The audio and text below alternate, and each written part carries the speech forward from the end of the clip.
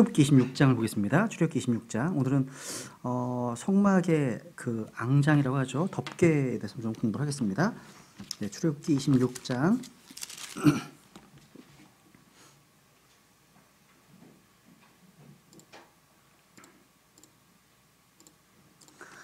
예, 출애굽기 26장 1절부터 한번 제가 읽어보겠습니다. 출애굽기 26장 1절부터.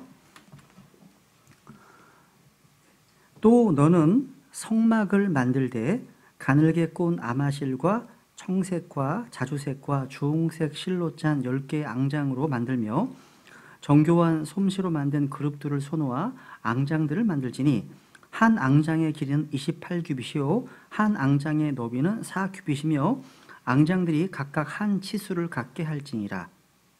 또 5 앙장을 서로 함께 연결하고 또 다른 5 앙장을 서로 연결하며 그 연결한 곳의 가장자리로부터 한 앙장 끝단에 청색 고리들을 만들고 둘째 곳에 연결한 곳의 다른 앙장 맨 끝단에도 그와 같이 할지니라.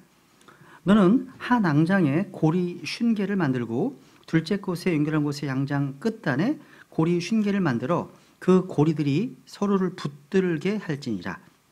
너는 금으로 걸쇠 50개를 만들고 그 걸쇠들로 앙장들을 함께 연결하여 그것이 한 성막이 되게 할지니라. 예, 오늘은 이 성막의 덮개, 즉 성막의 외형, 다른 말로 성막의 천장을 만드는 방법에 대해서 한번 주님께서 계시하신 말씀입니다. 여러분, 사람들이 건축물을 만드는 그런 방법은 일단 어떤 외곽 구조를 이제 골조를 세웁니다. 그리고 거기에 뭔가 벽을 세우죠.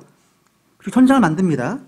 이렇게 외형이 만들어지면 마지막으로 어떤 가구를 그 안에 들여다 놓습니다. 그런데 하나님의 공사 방법은 정반대예요. 먼저 안에서부터 시작했습니다. 우리 언약궤를 만드시고 긍휼의 자리를 만드시고 또 보여주는 빵, 또 금 등잔대 이렇게. 그러니까 먼저 안에 들여다 놓을 기구를 먼저 말씀하시고 그리고 천장을 그리고 이제 다음에 널빤지와 외형을 언급하고 있습니다. 이사야서 55장 말씀처럼 인간의 방법과 하나님의 방법은 언제나 항상 이렇게 다릅니다. 그런데 항상 하나님의 방법이 항상 베스트한 거예요. 그죠?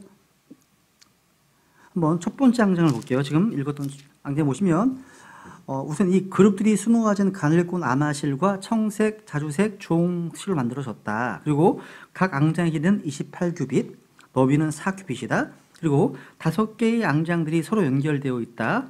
그리고 50개의 고리들이 앙장 끝단으로부터 만들어져서 50개의 금 걸쇠들로 서로를 연결해서 완성이 되었다. 이런 내용이거든요. 여러분, 첫 번째 앙장의 이 치수는 28규빗 그리고 4 곱하기 10이죠. 그러니까 40입니다. 성소가 30규빗, 10규빗이니까 또 높이가 이제 10규빗이니까 이 아름다운 첫 번째 앙장은 땅으로부터 1규빗 정도는 떨어져 있었습니다. 덥지 않고. 우선 먼저 성막 휘장을 만드는 데 사용된 재료를 한번 보세요. 재료를 보시면 여기 1절에 보시면 가늘게 꼰 아마실과 청색과 자주색과 주홍색 실입니다. 이게 재료예요. 여러분, 고운 아마포는요 성경 전체에서 의와 연관되어 있습니다. 그래서 한번 계시록 19장 8절에 보시면 이 고운 아마포가 성도들의 의이기 때문이라 하십니다. 아마는 의와 연관되어 있구나. 이 옷은요 우리가 하늘에 가서 입게 될 옷이고요. 하늘의 군대들이 입고 주님을 따릅니다. 그래서 계시록 19장 14절에 보시면 하늘에 있는 군대들이 희고 깨끗한 고운 아마포 옷을 입고 흰말을 타고 그분을 따른다고 되어 있습니다. 재림하실 때 모습이에요, 우리가요. 그러니까 여러분, 고운 아마포가 상징하는 깨끗함, 순결한 의는요, 이사야서 64장 6절에 게시되어 있는 우리 인간의 상태와는 너무나 비교가 되는 그런 겁니다. 우리의 모든 의는 어떻다고 성경에서요? 모든 의가 더러운 누더기 같다 얘기하시죠. 대조가 돼요. 여러분, 하늘에서 예수 그리스도의 피로 구원받은 우리가 입을 고운 아마포는 성도들의 의라고 말씀하고 있습니다. 뭐의 의라고요? 성도들의 의입니다. 성도들의 의예요. 그러니까 구원받은 성도들이 이 땅에서 의로운 행실, 선한 행실, 착한 행실이 얼마나 중요한지를 배우게 되는 겁니다. 여러분, 우리가 구원받아서 이미 내 모든 죄가 용서되었다고, 그것이 어떤 방종이 되어서 내 마음대로 죄를 지으며 산다면 하늘에서 입게 될 옷이 없다는 거예요. 왜? 그 옷이 성도들의 의라고 말씀하시니까. 그래서 계시록에 경고하시잖아요. 우리가 벌거벗은 채 드러나지 않도록 기도하라 말씀하시는 거예요. 경고의 경고. 그러니까 우리가 구원받은 이후에 선한 행위에 열심을 내고 선한 행위를 지속해야 한다는 사실. 두 줄 볼까요? 두 줄. 디도서 2장. 자, 보시고 디도서 2장 14절. 구원받았다면 선한 행위에 열심을 내야 됩니다. 그죠? 구원받았다면 선한 행위 13절, 2장 13절, 디도서 2장 13절. 저 복된 소망과 위대하신 하나님 곧 우리의 구원자 예수 그리스도의 영광스러운 나타나심을 기다리게 하셨느니라.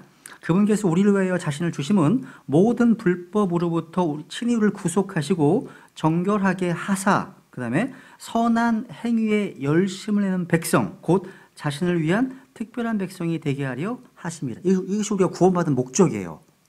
목적입니다.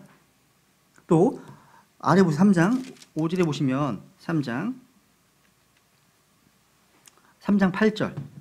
이제 5절에서 우리가 구원받습니다. 그죠? 근데 8절에 보시면 이것은 신실한 말이로다. 원하는 너는 확고하게 이것들을 단호하라. 그 목적은 하나님을 믿은 자들이 조심하여 그다음 선한 행위들을 뭐라고요? maintain, 지속하게 하라미니 이것들은 선하며 사람들에게 유익하니라. 선한 행위 열심을 내고 선한 행위를 지속하게 하기 위해서 구원받습니다. 우리는요. 이것은 구원받기 위한 것이 아니라 구원을 받았기 때문인 겁니다. 그죠? 받았기 때문이에요. 그래서 로크만은 말하기를 이 땅에서의 의로운 행실, 선한 행실은 하늘에서 우리가 입게 될 옷을 지금 바느질하고 있는 것입니다. 얘기합니다. 바느질하고 있는 거예요. 근데 구원받고 나서 선한 행위를 아무것도 안 해. 그냥 바로 세상으로 가버렸어. 입을 옷이 없는 거예요. 부끄럽겠죠, 엄청? 부끄러운 겁니다. 여기 이제 첫 번째 성막 앙장에 나와 있는 재료들은요, 우리 성막 총론 시간에 이제 살펴봤습니다. 간단하게.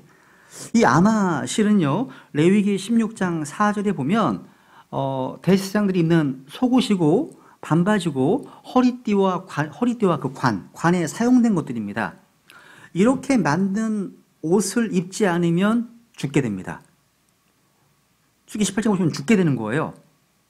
이것은 영적으로 우리가 예수 그리스도의 의로 옷 입어야 함을 또 교훈해 주는 거예요. 그래서 갈라디아서 3장에 보시면 너희 중에서 그리스도 안으로 침례를 받은 자는 다 그리스도로 옷 입었느니라.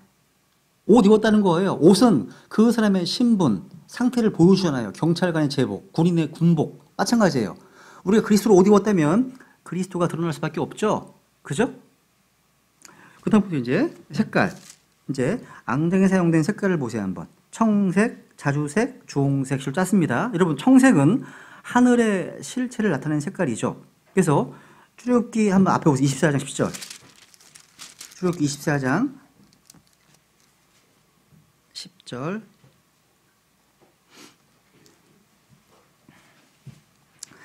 이스라엘이 하나님을 보았는데 그분의 발밑은 마치 사파이어 돌로 포장한 듯하고 청명한 하늘의 본체 같더라. 여러분, 청색 실로 수놓아진 앙장은 하늘로부터 이 땅에 오신 주님을 예표합니다. 이게 사복음서로 말하면 예수 그리스도의 주님 되심을 보여주는 요한복음을 가리키는 거예요. 이것을 계시록 4장에 말씀하시는 하늘에 있는 내 생물로 표현한다면 독수리로 표현할 수 있습니다. 그래서 고린도 전서 15장 47절에 보시면 성경에 뭐라고 말씀하시면 둘째 사람은 하늘로부터 나신 주님이시니라 말씀하세요. 청색. 그 다음 어떤 색깔입니까? 그 다음에 이제 자주색이죠. 자주색. 자주색은 성경에서 왕권 또 고귀함을 상징하는 색입니다. 이거는요 이제 마태복음을 가리키죠. 또 사자로 언급되어 있습니다. 사자. 여러분, 로마 병사들이요 예수님을 채찍질하고 가시관을 쓰게 한 다음에 주님에게 자주색 옷을 입혀 조롱했습니다. 그래서 요한복음 19장 2절에 볼까 한번? 요한복음 19장 2절. 요한복음 19장 이렇게 색깔에 대해서 좀 정리해 놓으면요. 성경 읽다가 이런 색이 나오면 이게 뭘 예표하는 거구나. 이게 훨씬 더 풍요로워집니다. 요한복음 19장 2절. 요한복음 19장 2절 1절부터 그때 빌라도가 이런 까닭에 예수님을 데려다가 채찍질하더라. 군사들이 가시나무로 관을 엮고 그분의 머리에 씌우고 자주색 긴 옷을 그분께 입히고 이르되 만세 유대인들의 왕이요 하며 손으로 그분을 때리더라. 되어 있죠. 조롱하는 겁니다. 여러분 자주색 옷은요 왕이나 그 당시에 고귀한 고관 대작들이 입는 옷이었습니다. 귀족들이 입는 옷. 예수님은 유대인의 왕으로 태어나셨습니다. 그죠? 그래서 동방에서 온 그런 박사들은요 유대인의 왕으로 태어나신 분이 어디 있느냐 하면서 십자가 경배했습니다. 그리고 마지막 십자가를 앞두시고 빌라도는 예수님께 유대인의 왕인지 물어봤습니다. 그죠? 그래서 내가 유대인들이 왕이냐? 예수님께서 이르시되 내가 말하는도다 말씀하시잖아요. 그래서 십자가에 못 박히실 때 쓰인 명패 어떻습니까? 이 사람은 유대인들의 왕 예수 이렇게 쓴 제명을 부쉈잖아요. 그죠? 자주색은 왕 입는 옷이구나 됩니다. 그 다음에 이제 색깔 뭐가 나와 이제 주홍색 주홍색 히브리어로요. 이건 주홍벌레에서 나왔다고 합니다. 그래서 벌레가 으깨져서 주홍색 물감이 어두워진다고 이 사뮤엘 리드아우트는 언급합니다. 맞습니다. 여러분 십자가상에서 죄 헌물로 속죄 죄물로 고통 가운데 계실 때 주님이 말씀하십니다. 시편 20편 6절 보세요. 시편 22편 6절.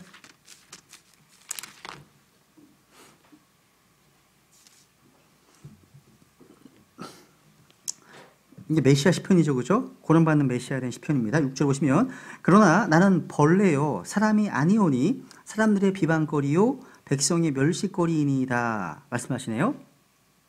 주홍색은 바로 예수 그리스도의 고난을 상징하는 색입니다. 그러니까 주홍색은 피를 상징하기도 하고 우리의 죄의 색깔을 나타내기도 합니다. 성경에서 죄의 색깔은 검은 게 아니라 주홍색으로 언급되어 있어요. 그래서 이사야 18절 보시면 너희 죄들이 주홍 같을지라도 되어 있어요. 시게 될 것이요. 주께서는 자신의 피로 우리를 구속하셨습니다. 우리를 대신해서 죄가 되시고 저주가 되셨습니다. 주께서는 십자가를 지시기 전에 이미 밤새도록 채찍에 맞으셨고 등이 패일 정도로 온몸이 피로 덮였습니다. 그죠? 주께서는 앙장을 만드시면서 거기에 술을 넣게 하셨는데 거기 또 뭐가 있냐면 그룹들이 수놓아진 모양이 새겨졌습니다. 그룹들. 생각해 보세요. 제사장들이요 성소에 들어갔는데 지성소를 가로막는 휘장에도 그룹들이 수놓아져 있고 또 천장에 있는 앙장에도 다 그룹들이 보이네요. 주님께서는 그룹들 사이에 거하시거든요. 그렇다면 제사장들은 여기가 바로 하나님께서 계신 처소구나 사실을 즉각적으로 알게 됩니다. 여러분 성경을 읽다 보면 주님의 날개라는 표현을 자주 보게 돼요. 주님의 날개. 예전에 저희 이제 교회가 이제 개척을 할 때요. 이름을 이제 공모를 했어요. 교회 성도님한테 이름을. 여러 가지가 많았어요. 그 중에 하나가 잊지 않은 게 그때 제가 이제 룻기를 강의하고 있었거든요. 그 중에 하나가 주 날개 그늘 아래 침례교회. 너무 길다 이거 해가지고 패스했어요. 이름은 되게 좋은데 좋은 거거든요. 주 날개 그늘 아래 침례교회. 괜찮습니다. 이게 여러분 유대인들이 주님께서 날개가 있다 생각한 게 아니에요. 그룹들 가운데 거하시는 주님을 표현한 말이에요. 그래서 시편 17편 8절에 보세요. 시편 10편을 볼게요. 시편 17편 8절. 예를 듣는 게 쉬운 게 아니에요.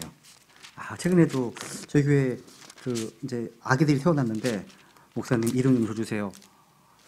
이거 돗자리를 깔아야 되나 내가 막 이런 생각을 들기도 하고 이런 게 쉬운 게 아담이 힘들었겠다. 이 동물 이름 짓는 게 쉬운 게 아니거든요 이게요. 그죠? 여기 17편 8절에 보시면 나를 눈동자같이 지키시고 주의 날개 그늘 밑에 숨기사 주의 날개 그늘 밑에 숨기사라고 지금 기도하죠. 다윗의 이 기도는요, 주님께서 거하시는 그룹들 사이 아래에 자신을 숨겨달라고 하는 말씀입니다. 동시에 주님과 함께 있게 달라는 그런 기도입니다. 또 시편 36편 보세요. 시편 36편 7절 보세요. 7절. 시편 36편 7절.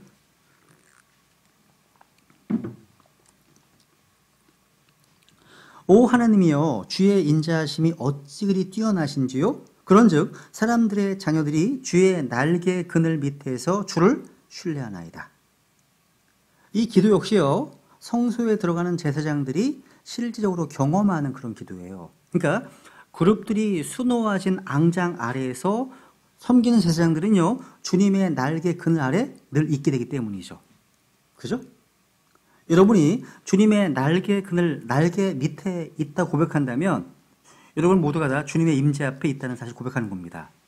여기 시편 57편도 보세요. 시편 57편.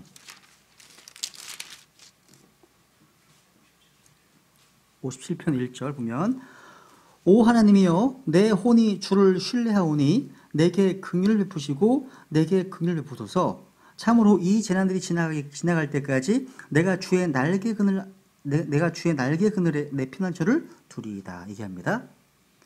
그러니까 이런 기도들은 다요, 주님의 성막의 앙장에 수놓아진 그룹들의 날개를 연상케 하는 것들입니다. 그죠? 주님의 날개는요, 성경 보면 두 가지로 좀 언급되어 있습니다. 하나는 독수리의 날개이고 또 한 가지는 암탉, 어미닭의 날개입니다. 이 비유되어 있어요. 그래서 여기 출애굽기 19장 가보세요. 19장. 출애굽기 19장 4절. 출애굽기 19장 4절에 보시면 내가 이집트 사람들에게 행한 것과 또 내가 독수리 날개에 실어 너희를 실어 내게로 데려온 것을 너희가 보았느니라. 무슨 날개예요? 독수리 날개에 실었다고 되어 있죠? 여러분, 독수리는요, 새끼를 낳을 때 발로 집어서 날지 않고 등에 태워서 납니다. 그래서 사냥꾼이 뭔가 총을 쏘거나 활을 딱 쏘면 어미를 맞추지 않고는 새끼를 잡을 수 없다는 거죠. 그리고 욥기 39장인가에 보면요, 독수리는요, 먼 곳을 바라볼 수 있다고 되어 있어요. 먼 곳을요. 그렇습니다. 독수리의 시력은 30이고 30. 여러분 1.5 그러잖아. 1.0 그러죠? 독수리는 30. 몽골 사람은 7.0까지 있다고 하더라고요. 몽골 사람들은 멀리서 보니까. 자, 저는 0.34거든요. 게임이 안 되죠, 그렇죠? 안 되는 거예요, 여러분. 네. 여러분, 그러니까 이 독수리라고 표현되기 때문에 어떠한 민족도, 어떤 이방 민족도 하나님을 이기지 않고는 이스라엘을 삼킬 수 없다는 얘기예요. 이거는 완전한 보호를 의미하는 날개거든요. 보호. 신약에 보시면 볼게요. 마태복음 23장 보세요. 마태복음 23장 37절. 마태복음 23장 37절.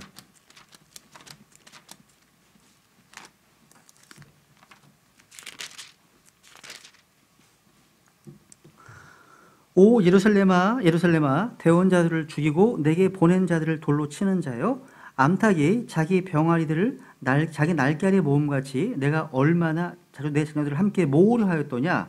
그러나 너희가 원치 아니하였도다.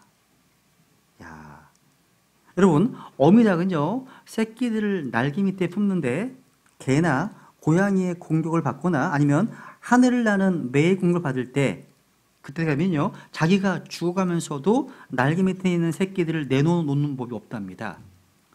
여러분, 최근에 우리나라 이제 강원도에 산불 났었죠? 산불 났을 때요, 어미닭이 새끼를 지킨 사진을 봤어요. 불이 오는데도 새끼를 지키고 있는 모습.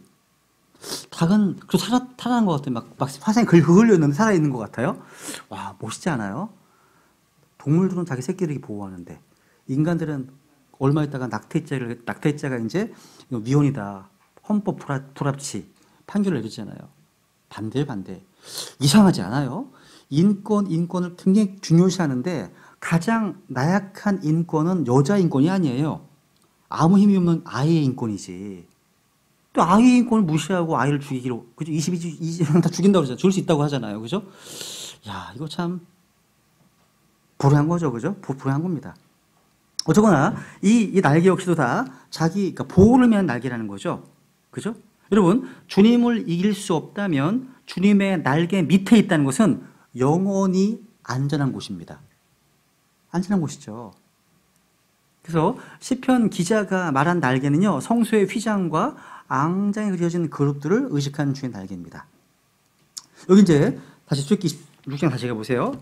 이 성막의 앙장에 보면요, 숫자, 그러니까 숫자가 많이 언급되는데요, 굉장히 많이 언급되는 숫자가 있습니다. 5, 다섯이라는 숫자가 많이 나와요. 다섯 휘장, 50개의 고리, 걸쇠 50개, 이런 등등. 그러니까 여러분, 성경에서요, 다섯은 항상 뭘 의미한다고요? 그렇습니다. 죽음을 나타내고 있습니다. 은혜가 아니에요. 뭐 많은 성경 목사들이 이 5가 은혜의 숫자다, 뭐 A 핑크도 막 얘기하거든요. 아닙니다. 죽음입니다. 죽음. 창세기 5장 살고 낳고 죽으니라. 살고 낳고 죽으니라. 5장. 그죠? 죽는다. 죽음 숫자입니다. 길이가 28규빗이니까 7, 4, 28이죠. 7 곱하기 4규빗입니다. 7과 4는 성경에서 깊은 의미가 있어요. 7은 하나님께서 일하신 하나님의 숫자입니다. 성경 수작에서 이거 하나님의 숫자예요. 인간은 10진법을 쓰지만 하나님은 7진법을 씁니다. 우리는 하나, 둘, 셋, 넷, 다섯, 여섯, 일곱, 여덟, 아홉, 열 하고 다시 하나로 돌아가잖아요. 하나님은 하나, 둘, 셋, 넷, 다섯, 여섯, 일곱 다시 하나로 갑니다. 하나님. 그죠? 7진법이라는 거죠. 사는 뭐 사는. 이 땅에서 이 세상 전체를 포함하는 말입니다. 그래서 동서남북이라고 하면 4개의 방향이라 전체의 방향을 얘기를 합니다. 또 사계절이라고 하면요, 역시 1년 전체를 가리키는 말이에요. 여기서 앙장은요, 총 10장이 만들어져서 5장씩 서로 연결되어 있어 사용돼서 볼 수 있습니다. 10은요, 10은 이방인의 숫자예요. 창세기 10장 이방 왕국이 나오죠? 그죠? 그리고 로마 10장 이방인의 구원 계획이 나오죠? 10장. 그러니까 5은 죽음의 수예요. 세상을 대표하는 이집트는 10가지 재앙을 당한 후에 그래도 돌이키지 않고 회개하지 않다가 이스라엘을 추격합니다. 다 홍해에 빠져 죽었습니다. 요한계시록 보면요, 다니엘서 보시면 이 세상 왕국을 10개의 왕국으로 나누죠. 그러니까 10은 이방인의 숫자구나. 이렇게 정리하시면 됩니다. 다시 26장 다시 해보세요. 26장 5절, 6절 보세요. 4절, 5절 보세요. 그 연결한 곳의 가장자리로부터 4절입니다. 한 앙장 끝단에 청색 고리들을 만들고 둘째 것에 연결한 곳에 다른 앙장 맨 끝단에도 그와 같이 할지니라. 5절. 너는 한 앙장에 고리 50개를 만들고 둘째 것에 연결한 곳에 앙장 끝단에 고리 50개를 만들어 그 고리들이 서로를 붙들게 할지니라. 붙들게 할지니라, 서로를. 와, 이럴 때는 빨간색 칠해주세요. 뭔가 있는 거예요. 서로를 붙들게 한다. 야. 우선 여러분, 청색은 하늘의 색이잖아요. 여러분, 예전에 제가 TV에서요, 가끔 이제 경제 형편이 어려운 사람들의 다 허물어져 가는 그런 집을 대신 지어주는 그런 프로가 있었습니다. 지금 있나 모르겠어요. 지금 모르겠어요. 있었습니다. 그래서 어떤 그 건축업자, 설계자가 설계를 해서 다시 만든 집인데, 그거 보시면 이렇게 저렇게 이것저것 천장, 바닥, 환기통, 무슨 부엌, 화장실, 문고리 하나까지 왜 그렇게 만들어졌는지, 그 의미가 무엇인지, 그 목적이 무엇인지 다 설명해 주는 걸 봤습니다.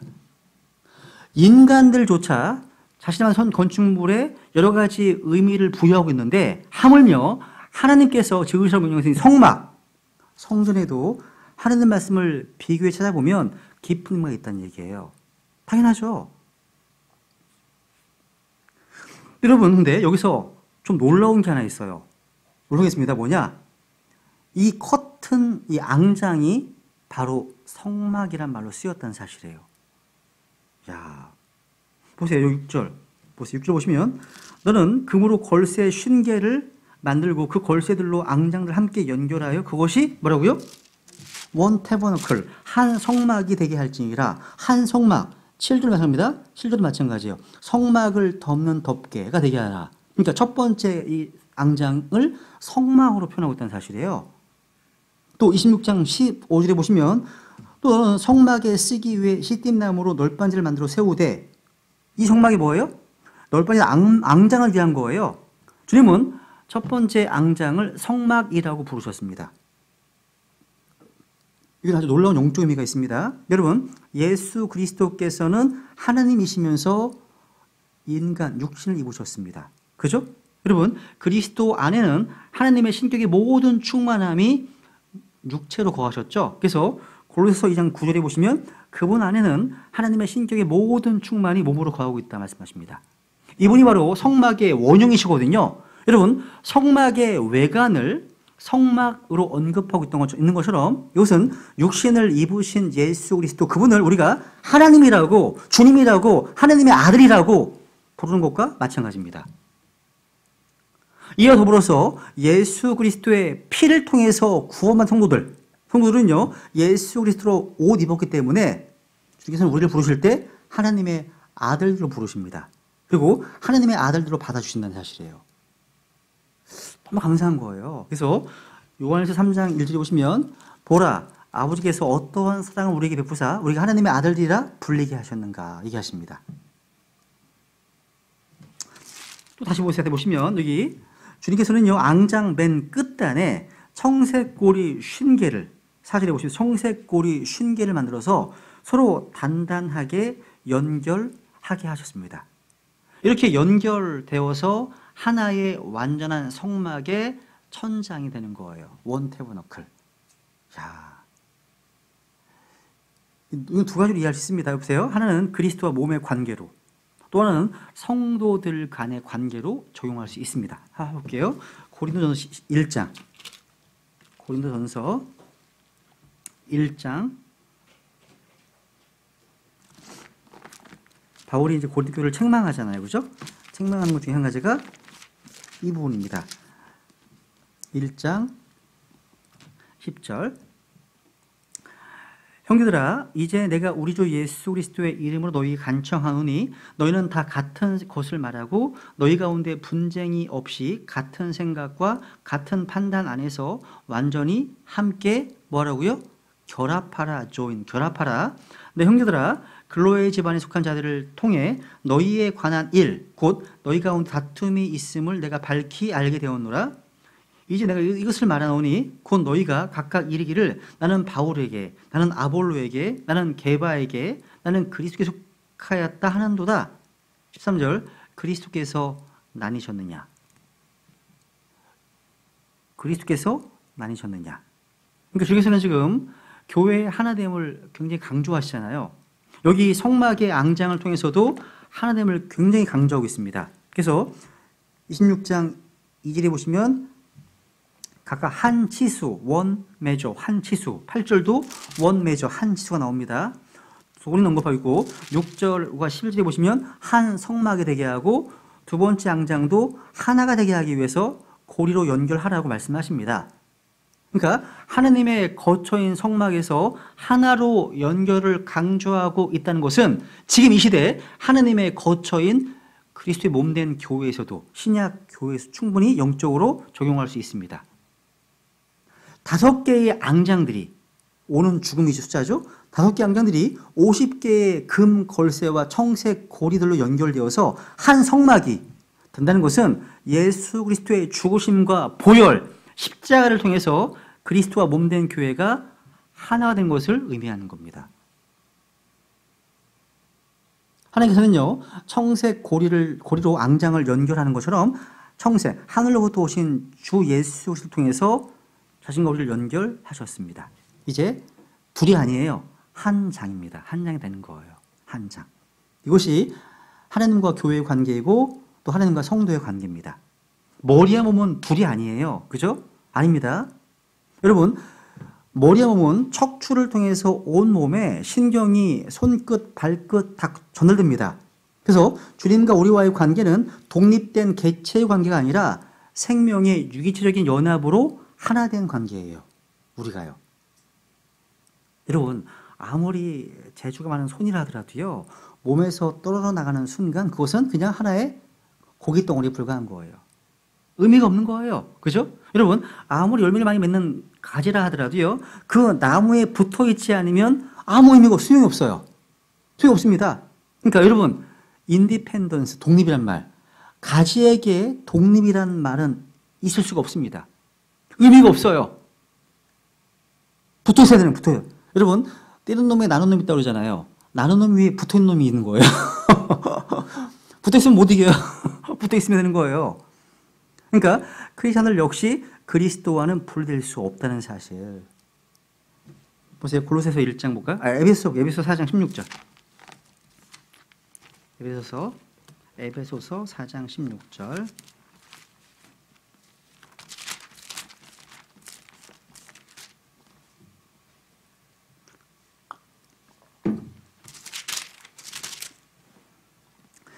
보시면 그분으로부터 온 몸이 각 부분의 분량 안에서의 효력 있는 일에 따라서 모든 마디가 공급하는 곳에 의해 꼭 맞게 함께 결합되고 들어차서 몸을 자라게 하여 사랑 안에 스스로를 세우느니라. 야, 모든 마디가 공급하는 곳에 의해서 결합되고 들어차서 자란다고 되어 있습니다. 우리에겐 지혜가 필요합니다. 우리에겐 능력이 필요합니다. 우리에게는 경건과 거룩함이 필요합니다. 그런데 그것은 우리 스스로 만들 수 있는 게 아니에요. 그런데 주님과 결합되어 있다면 그런 모든 것들이 나에게 전달되어서 우리 몸은요 공급된 그런 힘으로 자라난다는 사실. 이게 은혜라는 거예요. 그죠? 그래서 골로새서 2장도 볼까요? 골로새서 2장 19절. 골로새서 2장 19절 보시면 머리를 붙들지 아니하니라. 우리가 뭘 붙들어야 됩니까? 머리를 붙들어야 돼, 머리. 그죠? 그러나 이 머리로부터 온 몸이 마디와 힘줄에 의해 영향을 공급받고 서로 결합하여 하나님께서 자라게 하시는 대로 자라느니라. 이게 바로 생명의 관계예요. 이게 영적 연합이고 하나됨입니다. 하나됨. 여기서 한 가지 오해하기 쉬운 게 있어요. 주님께서 공급하시는 분이시고 모든 것을 잘하게 한다고 해서 우리 성도들이요 그냥 수동적으로 완전히 손을 놓고 가만히 있기만 하면 된다? 라고 생각하는 분들이 계시다는 사실이에요. 특히 지방교를 비롯해서 오치만 리, 위트니스 리 이분이 쓰신 책들에 보면 피동성에 빠져서 아무것도 하지 않고 이런 구조들만 되뇌이는 것을 많이 봅니다. 여러분 우리가 머리를 통해서 예수 그리스도를 통해서 생명과 힘의 공급을 받는 사람들은요 성경 보면 가장 적극적으로 뭔가 행동하는 사람들이지 가만히 있으면서 아무것도 안 하는 사람들이 아니라는 사실. 우리는 스스로 아무것도 할 수 없습니다. 근데 우리 안에서 일하시는 그분의 활동을 따라서 힘써 수고해야 한다는 거예요. 그러니까 적극적 수동이에요, 이게요. 그죠?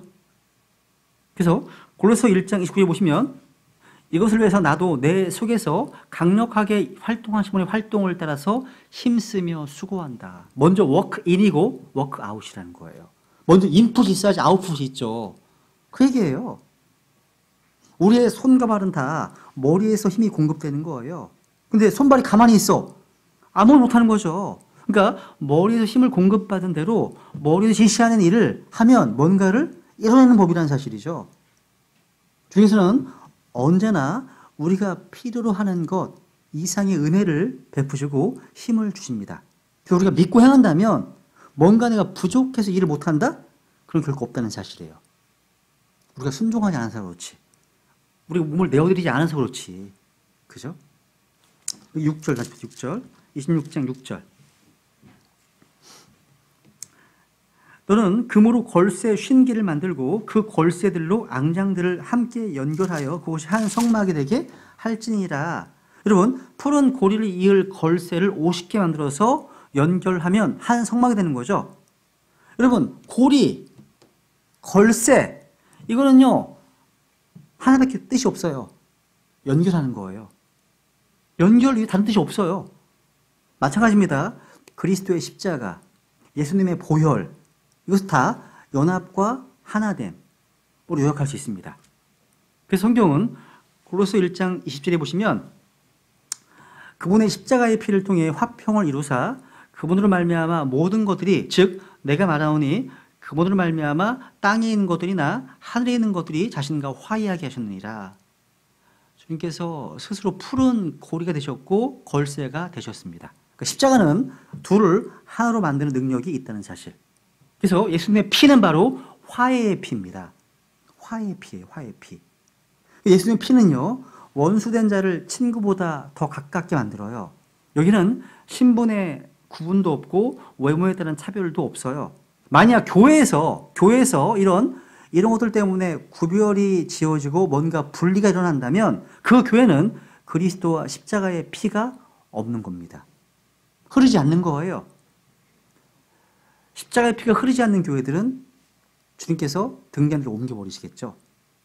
여러분, 예수님 안에서는요, 인종이나 성별이나 나이나 재력이나 학력이나 이런 권력, 이런 것들 어떠한 차별도 있을 수 없어요. 그래서 그리스도 안에서는요, 유대인이고 뭐 메인자고 그리스인이고 간에 남자 여자가 없습니다. 다 하나입니다. 하나예요. 그리스도 안에서 하나입니다. 요한복음 17장에 보시면 복음 17장 볼게요. 제자들 향한 우리 주님의 간절한 기도 제목이 하나 있었습니다. 뭐였습니까? 하나됨이었어요. 연합이었어요. 여러분, 제자들이 그 당시에 12명밖에 안 되었는데 다 개성이 강하고 자아가 강한 사람들이었어요. 그리고 서로 심한 경쟁 관계가 있었고 서로를 뭔가 견제하는 사이였다는 거죠. 그래서 이런 제자들이 하나가 되는 것이 간절한 기도 제목이었어요. 그래서 요한복음 17장 보세요. 17장 11절. 야, 이 12명도 이렇게 어려운데, 그죠? 열심히 많이 어려우시겠어, 그죠? 12명도 이렇게 어려운데. 17장 11절. 이제 나는 세상에 더 있지 아니하오나 이들은 세상에 있사옵고 나는 아버지께로 가옵나니 거룩하신 아버지여 아버지께서 내게 주신 자들을 아버지 이름으로 지키사 우리와 같이 그들도 하나가 되게 하옵소서. 21절 20절. 내가 이 사람들만을 위해 기도하지 아니하고 그들의 말로 인하여 나를 믿을 자들 위해서도 기도하오니. 저 여러분 포함되어 있죠, 그죠? 21절. 이것은 그들이 다 하나가 되게 하려 함이니이다. 아버지여, 아버지께서 내 안에 내가 아버지 안에 있는 것 같이 그들도 우리 안에서 하나가 되게 하사 아버지께서 나를 보내신 곳 세상이 믿게 하옵소서. 여러분, 교회가 하나가 되면 그 자체만으로도요, 세상은 예수 그리스도를 증거하는 강력한 능력을 발휘합니다. 거기 파워가 있다는 거예요. 주님께서는요, 제자들의 하나됨을 통해서 세상으로 하여금 자신을 믿게 해달라고 기도하셨습니다. 주님께서는요, 제자들에게 어떤 미션을 맡기시기 전에, 어떤 사명을 맡기시기에 앞서 그들이 하나가 되는 것 더 중요하다, 시급하다, 그걸 잘 아셨습니다. 하나 되지 않으면 사역의 어떠한 열매도 기대할 수 없습니다. 그래서 22절 보세요. 22절. 아버지께서 내게 주신 영광을 내가 그들에게 주어 싸우니 이것은 우리가 하나인 것 같이 그들도 하나가 되게 하려 함이니이다. 오늘날 교회의 문제점이 뭐예요? 모른다고 그러면 단연코 으뜸은 디비전, 분열입니다. 분열. 나누어지는 거예요. 왜 그렇게 서로 싸우고 다투고 갈라지는지 계속 분열이 일어납니다. 왜 그런지 아세요? 푸른 고리와 걸쇠가 없기 때문이에요. 이게 없기 때문이에요. 여러분, 하나 되지 않으면 성장할 수 없습니다. 정체되는 거예요. 한번 에베소서 4장 볼까요? 에베소서 4장 13절. 에베소서 4장 13절.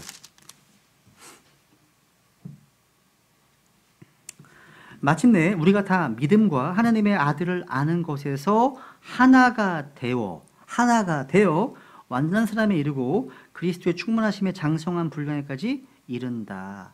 하나가 되지 못한다면 장성한 사람이 될 수가 없습니다. 안 돼요. 그래서 바울서는 성령 하나 되게 하심을 힘써 지킬 것을 간곡히 부탁한 겁니다.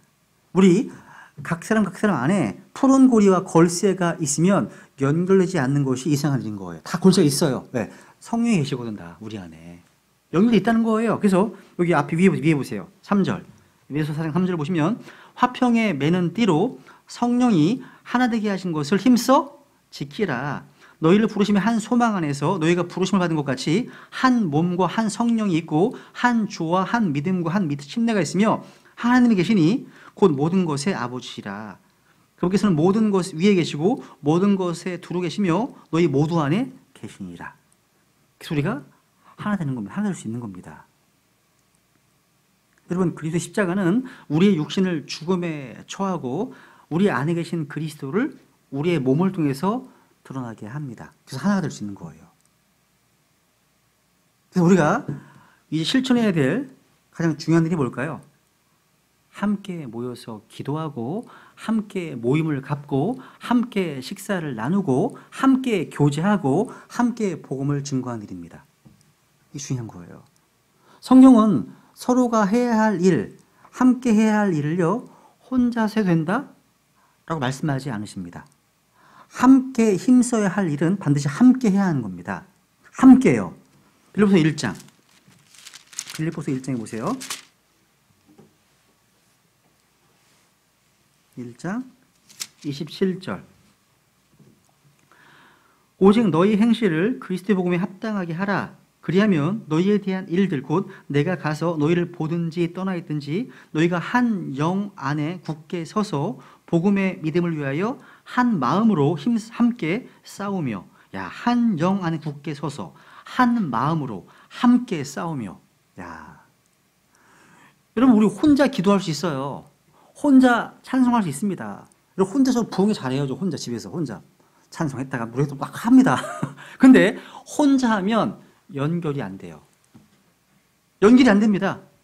여러분, 성도와 성도는 서로 결합되어야 되고 연결되어야 합니다. 그래서 우리는 모임에 참석하는 것이고 예배를 함께 드리는 겁니다.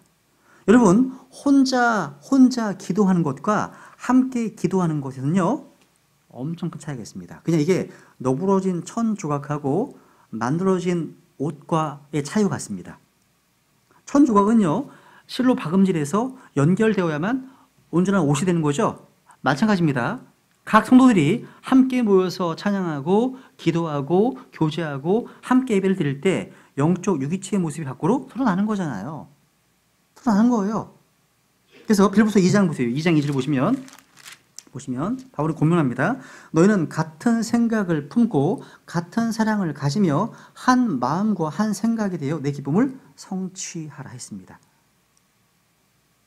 지금 빌립보서는 다 이 하나됨, 연합을 많이 강조하고 있죠. 그죠? 여러분, 초대교회 성도들은요, 120명, 120명이 모여서 기도했어요. 여러분, 고린도서 15장에 보시면 예수님의 부활을 목격한 성도는 500명이 되었습니다. 근데 함께 모여서 기도한 사람은 120명밖에 안 됐어요. 그러니까 500명 가운데 약 4분의 1도 채 되지 않았다는 사실. 나머지 어디 갔습니까? 여러분, 120명 함께 모인 사람들은 성령님을 받는 놀라운 체험을 했습니다. 그때 모임에 참석하지 않은 사람들은 어디서 뭘 했는지 기록이 없어요. 안 나와요. 여러분, 주일날이나 수요일날 예배에 빠지는 것, 이곳에서 이거 영적인 손실이 있지, 영적 손실이 큰 거지, 이런 마음속에 짐이 있으셔야 돼요. 뭐 결혼식이 있다, 뭐 있다, 너무나 쉽게, 오늘 이렇게 하면 안 되고, 어떻게 하든 간에 영적 손실을 보지 않겠다고 하는 그런 결단이 필요하다는 거죠. 그죠? 주일 성수의 개념은 아니에요. 예배 우선권의 개념이에요. 우선권 개념. 혹시 내가 참석하지 못한 그 모임에 주님께서 오셔서 비상한 어떤 은혜를 베푸시면 어떡하지? 이런 거에 대한 어떤 손실? 지금 참석하지 못한 사람들은 못 받았어요, 다. 도마. 주님께서 그때 오셨잖아요. 도마가 참석하지 않았을 때. 도마가 뭐였는지 모르겠어요. 혼자 집에서 그냥 막 절망하고 있었는지 모르겠어요. 근데 참여하지 못했으니까 주님께서 주시는 그런 죄사함 축복을 받지 못했잖아요. 그 당시에요. 그죠? 너에게 은혜가 있을지어다. 평강이 있을지어다. 이런 볼 받지 못했던 거예요. 이 모임의 은혜가 중요하죠. 그죠? 여러분, 사도들이요, 감옥에 갇혔을 때도요, 온 교회가 함께 모여서 한 마음이 되어서 하나님께 수님께 기도했습니다. 근데 풀려난 후에도 한 마음으로 하나님께 목소리 높여서 기도했어요. 그러니까 풀려나기 전에도 함께 하나 되어 기도했고 풀려난 후에도 함께 하나 되어 기도했습니다. 기도 응답 받았다고 안 하는 게 아니에요. 간절할 때는 하다가 응답 받았어. 안 하는 경우 많잖아요. 성경 한번 볼까요? 사도행전 4장. 사도행전 4장. 사도행전 4장.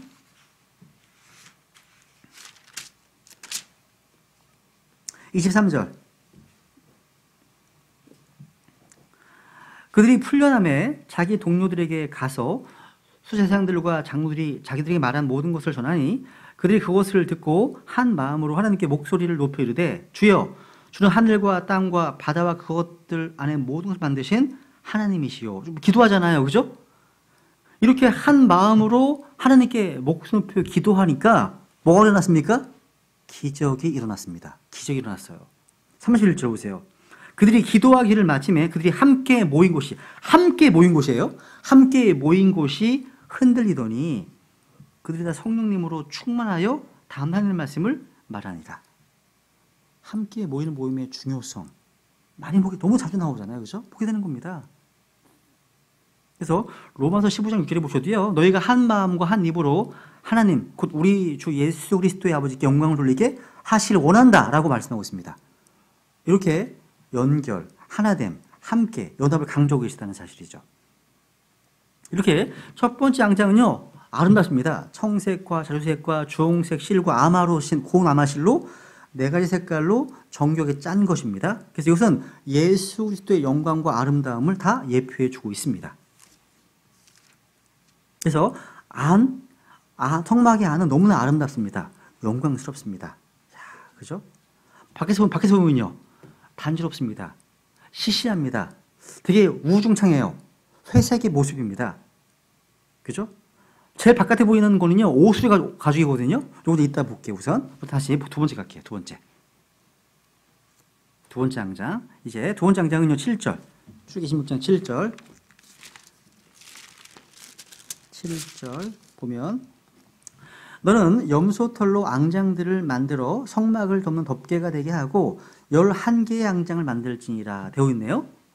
염소털로 만든 앙장은요, 첫 번째 만든 앙장 위에 덮는 거예요. 성막 위에 천막으로 불렸습니다.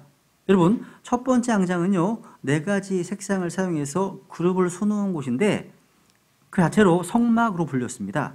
근데 두 번째 앙장은 그 위에 덮는 덮개용입니다. 그래서 성막의 지붕은 네 가지, 그러니까 사중 덮개로 되어 있어요. 그래서 첫 번째 앙장 위에 덮었기 때문에 그룹을 수놓은 앙장보다 약간 더 커요. 처음 앙장은 길이가 28규빗이죠. 근데 이건 뭐예요? 길이가 30규빗입니다. 더 커요. 왜? 덮어야 되니까. 이것은 첫 번째 앙장을 보호원 역할을 했다는 사실이에요. 그래서 여기 7절 보시면 성막을 덮는 덮개다. Covering upon the tabernacle. 그러니까 성막을 덮는 덮개 이렇게 말합니다. 이것을요, 영어 킹제임스 성경으로 보면 어떻게 되어 있냐면 너는 염소털로 앙장들을 만들어 할 때 이 앙장이요, 흥미로운 단어예요. 영어로 curtain입니다. 커튼입니다. 밑줄 치세요. 중요합니다. 그러니까 염소털로 만든 커튼인데 이게 창문을 가리기 위한 용도가 아니라 지붕을 덮기 위한 것이라는 사실. 이거 중요합니다. 밑줄 치셔야 돼요. 염소털로 앙장들을 만들어 할 때 앙장들이 뭐냐? 위에다 올려놓고서 커튼이구나. 커튼스로 돼 있어요. 두 번째 앙장은요, 덮개용 커튼인데 이건 하늘의 모양을 우리에게 생각나게 해주는 말씀입니다. 이 커튼이라는 말을요, 성구사전으로 조사해 보면 흥미로운 사실을 발견하게 됩니다. 볼게요. 시편 104편. 자꾸요. 시편 104편 1절 2절입니다. 시편 104편 1절 2절. 시편 104편 1절 2절. 보시면 오 네오나 주를 찬송하라. 오 주 내 하나님이여, 주는 심히 위대하시며 존귀와 위엄으로 옷 입으셨나이다. 그분께서 옷으로 덮는 것 같이 빛으로 자신을 덮으시며 하늘들을 휘장같이 펼치시고 하늘들을 휘장 커튼처럼 펼치셨다 되어 있죠. 커튼은 바로 하늘들을 보여주는 겁니다. 지금 이것을 하나님께서 입고 있는 옷으로 언급되어 있습니다. 지금요. 또 볼게요. 하나 볼게요. 이사야서 40장. 이사야서 40장. 제가 예전에 그 로컬 목사님의 출애굽 기사서를 공부하다가 성막 가지고서 우주의 그 길이와 너비의 높이를 계산한 게 있어요. 아직도 이해는 안 가요. 그게 이해가 안 가요. 누가 이해가 되시면 나중에 좀 설명 좀 해주세요. 이게 되게 복잡하더라고요. 성막 이거 가지고 얘기하는 거, 이거 얘기하는 거예요. 보세요. 이사야 40장 22절. 땅의 원 위에 앉으시니가 바로 그분이시니 땅에 거하는 자들은 맷뒤 같으니라. 그분께서 하늘들을 뭐처럼요? 휘장같이 as a curtain. 커튼같이 펼치시고 그것들을 거주할 장막같이 펴셨다 말씀하시죠? 아, 그렇구나. 우리 여기서 하나님께서 하늘들을요 휘장같이 커튼처럼 펼쳤다는 말씀을 볼 수 있습니다. 이 커튼은요 당연히 우리가 창문이나 벽에다 치는 커튼이 아니라 성막을 만들 때 사용된 커튼과 같은 단어라는 사실이죠. 이 성막 커튼은 천장에 쳤습니다. 성막은 교리적으로 우주의 모형이라는 점입니다. 성막에 통식 공부했었죠, 그죠? 성막 제정에서 염소 털로 만들어진 커튼 역시 하나님께서 만드신 하늘의 모형입니다. 그런데 이 하늘들이 옷같이 낡아질 것이고 그 옷이 바뀔 거라고 성경은 예언하고 있다는 사실이죠. 바뀔 겁니다.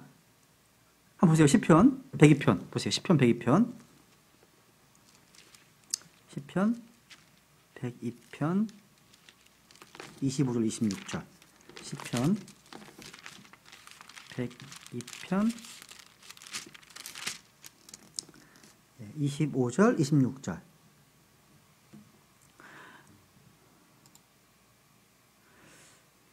주께서 애쪽에 땅의 기초를 놓으셨사오며 하늘들은 주의 손이 이루신 작품이니이다. 그것들은 사라지려니와 그것들이 뭐예요? 하늘들과 땅입니다. 그것들은 사라지려니와 오직 주께서는 지속하시겠고 참으로 그것들은 다 옷같이 낡아지리니 주께서 의복같이 그것들을 바꾸시면 그것들이 바뀌려니와 바뀌어집니다. 이 하늘과 땅이 다 불로 태워지고 새하늘과 새 땅으로 바뀌잖아요. 옷이 바뀌어지는 것과 연결되는 것 같이요. 여러분 근데 아까 봤던 것처럼 하나님은 옷을 입으십니다. 이 옷들이 그분의 영광입니다. 근데 그 옷들을요 하나님께서 자신 손으로 만드셨어요. 그래서 시편 19편을 뒤져보시면 하늘들이 하나님의 영광을 밝게 드러내고 궁창이 그분의 손으로 행하실 일을 나타낸다 말씀하시는 거죠. 그래서 주의 하늘들 주님의 손가락으로 만드신 작품 이런 말씀하시잖아요. 그죠? 그러니까 하나님께서는요 자신의 의복을 바꾸실 겁니다. 그 의복이 뭐예요? 하늘들이 하늘 커튼입니다. 커튼이 뭐예요? 이것이 언젠가 펼쳐질 겁니다. 제거될 거예요. 제거됩니다. 이게 흰왕자 심판 때 모습이에요. 하나님을 봐야 되는 상황이 벌어지는 거죠. 엄청 두려울 겁니다. 무지 두려울 거예요. 그러니까 하나님의 자신의 영광을 자신의 피조물에게 다 드러내실 겁니다. 그러면 피조물들은 감당이 안 되겠죠. 벌벌 떨 겁니다. 그래서 지금 불을 타게 되겠죠, 다들. 그죠? 그래서 잠언 20장에 보면요. 심판의 왕자에 앉은 왕은 자기 눈으로 모든 악을 흩어지게 하는 일을 말씀하시는 거예요. 여러분, 생각해보세요.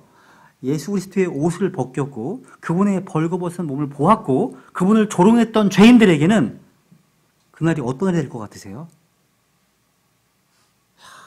그러니까 여러분, 죄 없으신 거룩하신 하나님과 지금 대면해야 되는 거예요. 무지 두려운 날이 되겠죠, 그죠? 우린 거기 안 선다는 감사한 거죠. 어쨌든 이 커튼은요, 무언가를 가리는 역할을 하면서 동시에 외부와의 분리를 나타내 줍니다. 왜 커튼을 치면 외부와 차단되잖아요. 쓰잖아요. 근데 여러분, 이 염소털의 실을 누가 자았는지 보세요. 누가 넣는지 아세요? 출애굽기 35장 보세요. 여인들입니다, 여인들. 출애굽기 35장 26절. 출애굽기 35장 26절. 지혜로 마음의 감동을 받은 모든 여인들은 염소털로 실을 잡고 되어 있죠? 야, 여인들이. 여러분, 이 염소털의 색깔이 뭘까요? 검은색입니다. 지금 이거 잘못되어 있어요. 그림이요. 이게 두 번째 양장을 할 때 이게 흰색으로 나와 있어요. 지금 나와 있어요. 이게 지금 오해한 겁니다. 왠지 아세요? 일반적으로 염소하면 양과 비슷하게 생각해서 무조건 흰색의 실을 생각하는데 당시 중동 지역의 염소는 대부분 검은색입니다. 어떻게 했습니까? 우선 볼게요. 솔로몬의 아가를 보세요. 1장. 솔로몬의 아가 1장. 여기도 커튼이 나옵니다. 커튼이 나오는데 솔로몬의 아가서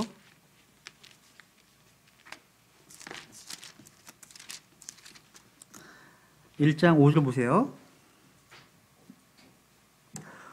오 너희 예루살렘의 딸들아 내가 검지만 I am black 내가 검지만 아름다우니 게달의 장막들과도 같고 솔로몬의 휘장들과도 같도다. 휘장들 커튼스 되어 있죠. 아, 검은색이네. 또 보세요. 6장.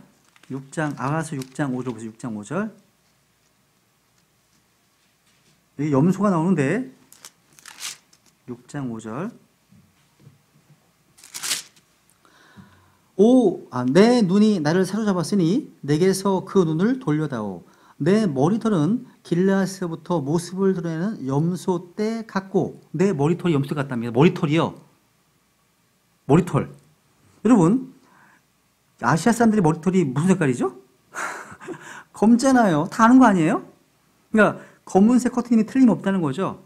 그런데 오늘날 대본의 성막 사진이나 그림에 보면 흰색으로 되어 있더라고요. 검은색이 없어요. 못 찾겠어.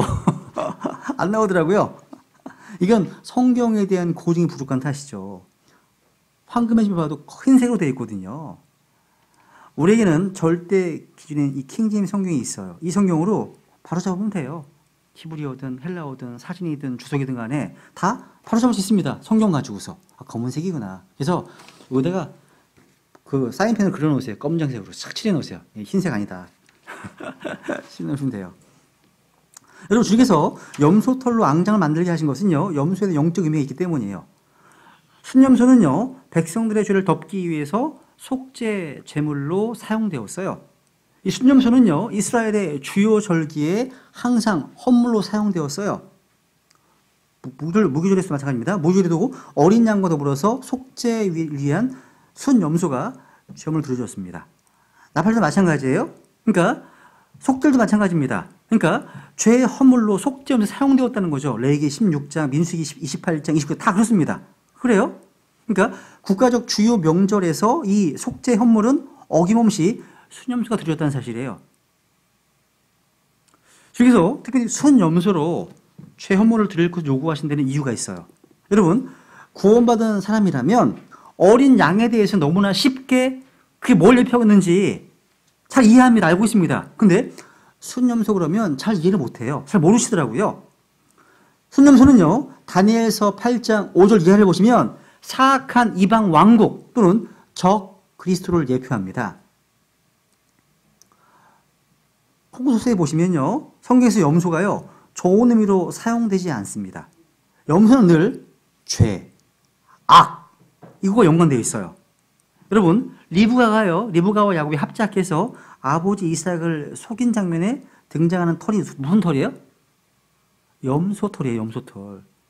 창세기 7장 보면 염소를 속입니다. 야곱이 염소털로 아버지를 속였지만 후에 야곱의 아들들 역시 염소로 자기 아버지를 속이지 않습니까? 인과응보죠. 뿌린 대로 거두는 거예요. 거두는 겁니다. 여기서 염소가 좋은 의미가 아니에요. 죄와 연루되어 있거든요. 다윗의 아내 미갈이요, 아버지 사울을 속일 때 염소털을 사용했어요. 염소털을 사용했다는 거죠. 여러분, 주님께서 여호사밧 골짜기에서 이방 민족들을 심판하실 때 양과 염소를 구분하시잖아요. 염소는 악한 민족을 나타냅니다. 악한 민족들을요. 여러분, 주님께서 속죄 헌물로 염소를 요구하신 것은요, 염소를 죽이심으로 해서 우리를 죽이신 것을 지금 말하는데, 이것은 우리 주님께서 우리의 죄와 범법을 다 담당하셔서 죄와 저주가 되신 것을 예표하는 사건입니다. 주님께서는 죄와 상관없는 분이시지만 죄가 되셨고 노뱀이 되셨고 저주가 되셨습니다. 주님께서는 마치 염소처럼 우리를 위해 종의 형체를 입으시고 인간이 되셔서 자신을 죄허물로 드리신 겁니다. 이게 이사야 53장에 잘 나와 있는 거예요. 53장에 잘 나와 있죠? 죄허물. 이게 바로 세상들이 순염소를 잡아서 그 피를 제단에 쏟아부은 그런 희생사를 정확하게 성취한 내용입니다. 그리고 보세요. 또 하나가 있어요. 이 질문 다시 보시면 지금은 순염소로 앙장을 만드는데 순염소의 가죽이 아니에요. 가죽이 아니에요. 뭘로 되어 있어요? 순염소의 염소? 털로 되어 있어요. 털이에요. 털. 헤어. 털로 되어 있어요. 털. 여러분, 첫 번째 앙장이 고운 아마포와 사색 실로 만든 것이고 두 번째 것은 염소 털로 만들었고 세 번째는 순양 가죽, 네 번째는 오수리 가죽으로 만들었습니다. 털은요, 세상으로부터의 보호를 상징하는 거예요. 털은 몸의 체온을 유지해주고 몸을 더러움으로부터 지켜줍니다. 동시에 털은요, 분리를 나타내기도 하죠. 털을 깎아버리면 털에 묻었던 더러움이 다 제거되잖아요. 이런 이유 때문에 불교의 스님들이 머리를 깎잖아요.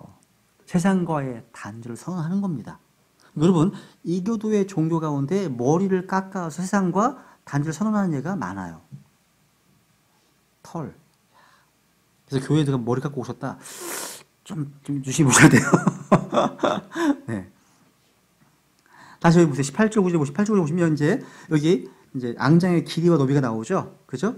한 앙장의 길이는 30규빗, 너비는 4규빗으로 해서 11개의 앙장을 다 한 치수로 하며 너는 5앙장을 서로 연결하고 또 6앙장을 서로 연결하되 6째 앙장은 성막의 맨 앞에서 겹치게 할지니라 되어 있죠.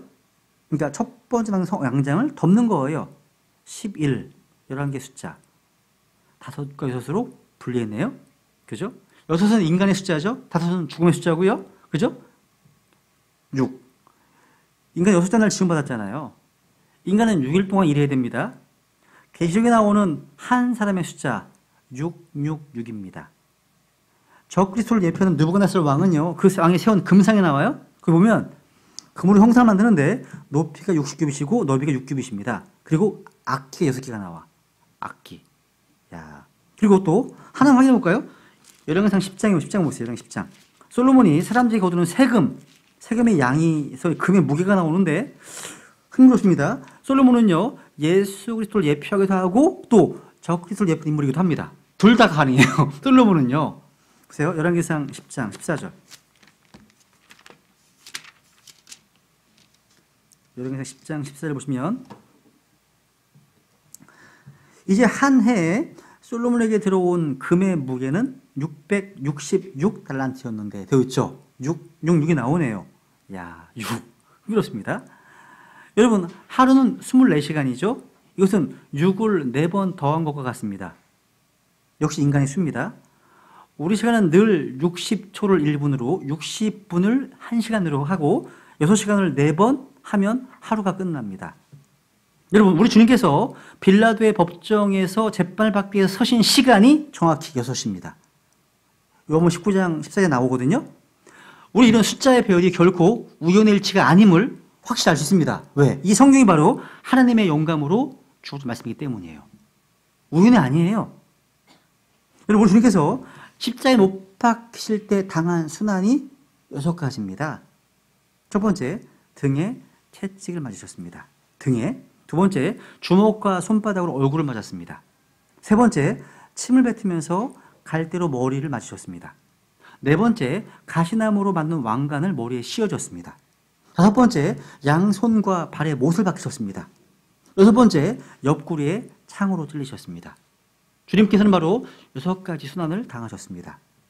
주님께서 십자가에 못 박히신 시간 역시 6시간 동안이었습니다. 주님께서는 3시에 십자가에 못 박히셨고 9시에 십자가에 숨을 거두셨습니다. 참 배열이 놀랍습니다. 다시 10절 다시 보세요. 26장 10절 가보세요. 첫 번째, 두 번째만 좀 길고요. 세 번째 문제는 짧게 하겠습니다. 26장 10절에 보시면 너는 연결하는 곳의 가장 바깥쪽의 앙장 끝단에 고리 50개를 만들고 둘째 것을 연결하는 앙장 끝단에 고리 50개를 만들며 11절 보세요. 노스로 걸쇠 50개를 만들고 그 고리들을 넣어 장막을 함께 연결하여 그것이 하나가 되게 하며 성경을 꼼꼼하게 읽는 분들이 정독하시는 분들은요. 다르네? 첫 번째 앙장은 걸쇠가 금이었는데 이게 노시네? 그럼 표시해 놓는 거예요. 아, 금? 노시구나. 표시해 놔야 돼요. 여러분, 금은 뭐예요? 예수 그리스도의 왕권과 신성을 상징하죠? 그죠? 다 신성을 상징하는 겁니다. 그리고 두 번째 앙장은 그리스도의 죽음과 고난을 상징하기 때문에 노스로 만들었습니다. 노스는 하나님의 진노를 표현하는 거죠. 여러분, 하나님께서 범죄한 이스라엘 백성들을 심판하실 때 어김없이 노스를 예로 들었습니다. 노스를요. 그래서 여러분, 하늘과 땅이 노시된다는 말씀은요, 하나님의 심판과 진노 때문에 비가 오지 않고 열매를 맺지 않은 것을 말하는 겁니다. 놋제단. 생각해보세요. 양들을 죽여서 피를 흘리고 태우는 곳, 놋제단입니다. 바로 이 제물은 죄와 저주를 대신하는 희생 헌물이었다는 사실. 레위기 26장 가볼게요. 레위기 26장. 녹화를 위해서 좀 찾아보고 넘어가죠. 레위기 26장 19절. 레위기 26장 19절. 여기 이제 성경에서 제일 좀 파워란 말이 처음 나오는 거 여기입니다. 파워, 권력, 권능, 능력. 보세요. 19절. 내가 너희 권능의 교만을 꺾고 너희 하늘을 쇠같게 하며 너희 땅을 뭐같이 한다고요? 놋 같게 하겠다. 놋이 나오죠? 하나님의 저주와 심판입니다. 광야에서 모세에게 만들게 한 뱀 역시 무슨 뱀이었어요? 놋뱀이었습니다. 그러니까 놋이 성경적 의미는 뭐예요? 하나님의 저주와 심판이구나 분명히 알 수 있습니다. 그래서 여러분 성막 밖에서 가장 잘 보이는 금속은 바로 주로 놋이었어요. 즉 죄는 심판받아야 할 필요가 있으면 선포하고 있는 겁니다. 그런데 일단 성막 안으로 들어오게 되면 성소도 들어가게 되면 다 금을 보게 되고 아름다움을 보게 되는 거예요. 그죠? 세 번째 장장 보세요. 세 번째 장장. 14절부터 보시면 이제 붉게 물들인 순양의 가죽으로 만들어졌습니다. 14절 보시면 26장 14절 보시면 너는 붉게 물들인 순양의 가죽으로 장막의 덮개를 만들고 오소리 가죽으로 그 위에 덮개를 만들지니라. 끝났네요. 세 번째는 뭐예요? 붉게 물든 순양의 가죽이네요. 야, 이것은요, 붉게 물들였다. 이것은 십자가에서 흘리신 우리 주님의 보혈을 가장 잘 보여주는 양장입니다. 순양은 우리 구주 예수 그리스도의 위대한 예표잖아요. 순양에 적어놓으세요. 창세기 22장 13절. 창세기 22장 10절을 적어놓으세요. 순양에다가. 그래서 이삭 대신, 그러니까 이삭 대신 주님께서 친히 준비하신 양이 바로 순양이었거든요. 이 순양은요, 양떼들의 우두머리이고 파워, 강함을 말합니다. 그래서 이거 하나 찾아볼게요. 시편 114편 4절 6절 보세요. 시편 114편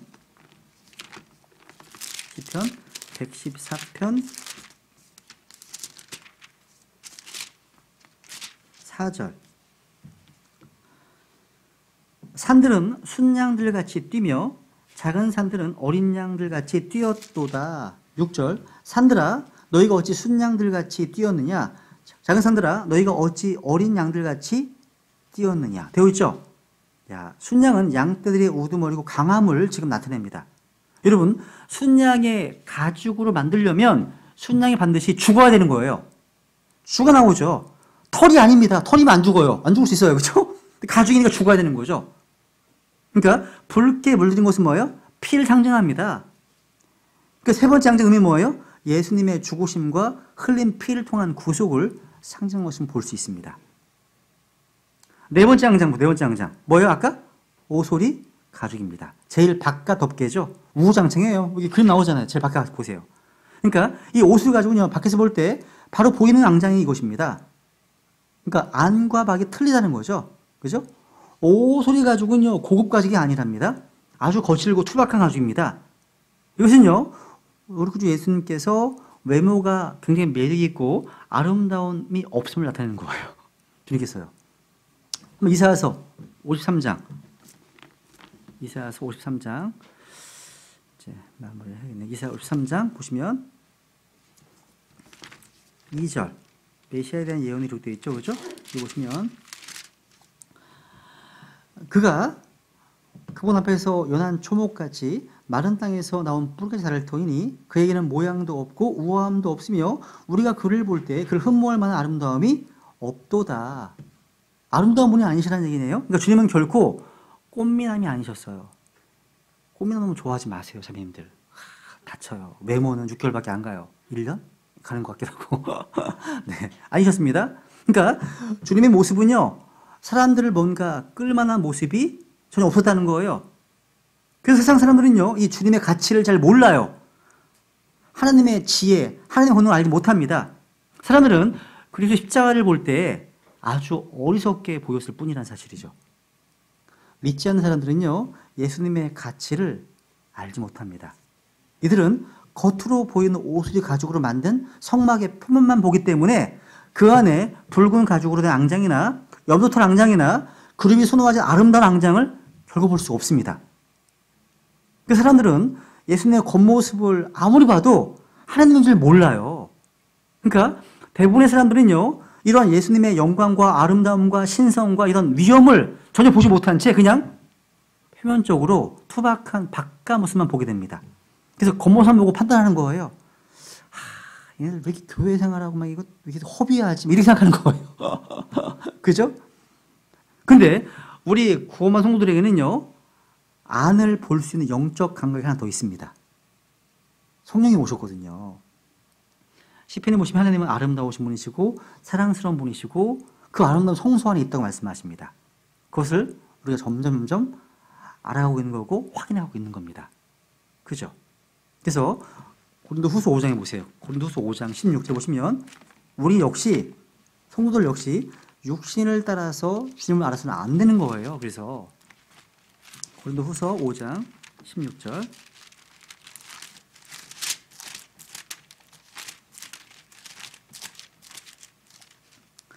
그러므로 이제부터는 우리가 아무도 육신을 따라 알지 아니하오니 참으로 우리가 그리스도를 육신을 따라 알았으나 이제부터는 그분을 더 이상 그같이 알지 아니하노라 말씀하십니다.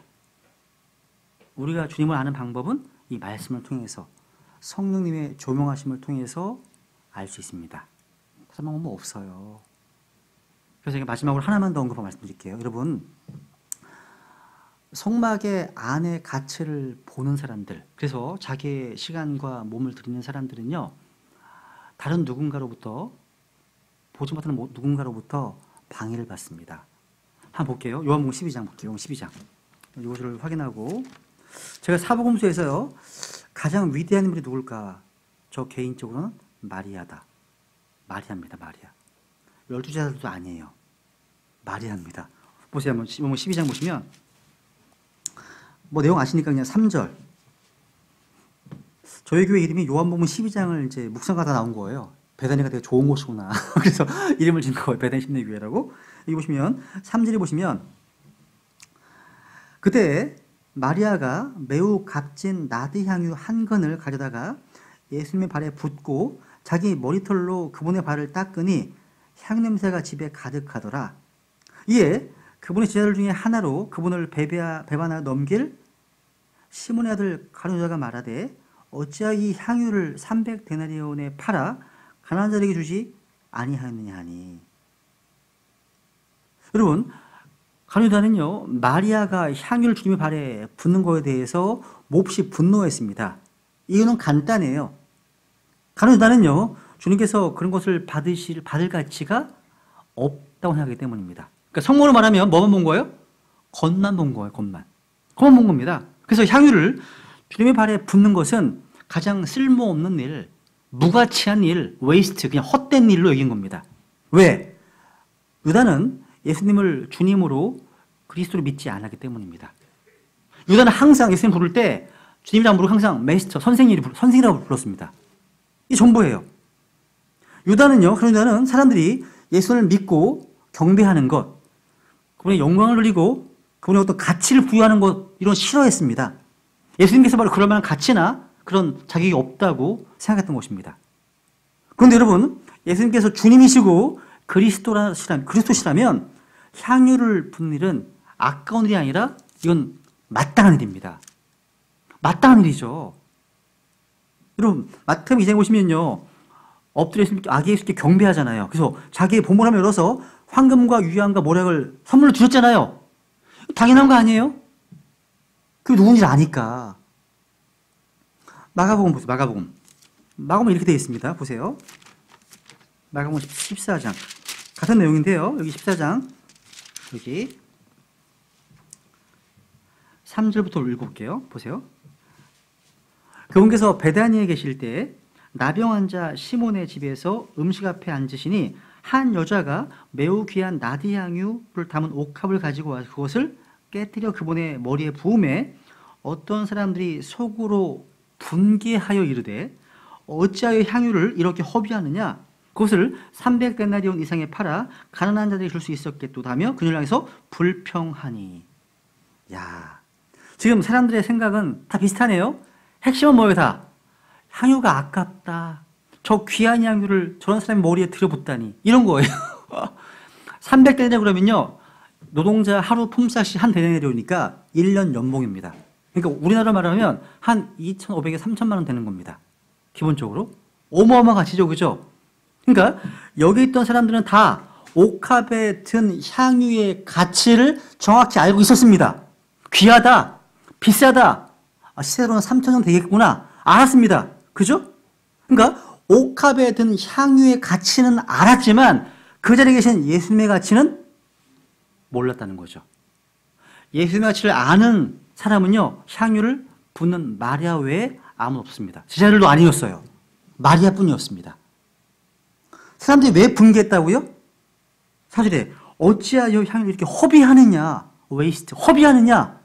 그러니까 이들은요, 여자가 귀한 향유를 허비했다고 생각했으면 판단했다는 거죠. 그러니까 성막의 겉만 보는 사람, 성막의 안을 보지 못한 사람들, 즉 예수님의 가치, 예수님의 본질, 그분의 신성을 알지 못한 사람들은요, 예수님께 드리는 시간과 자기의 헌신과 이런 섬김과 사랑이 다 허비다, 헛된 일이다 라는 겁니다.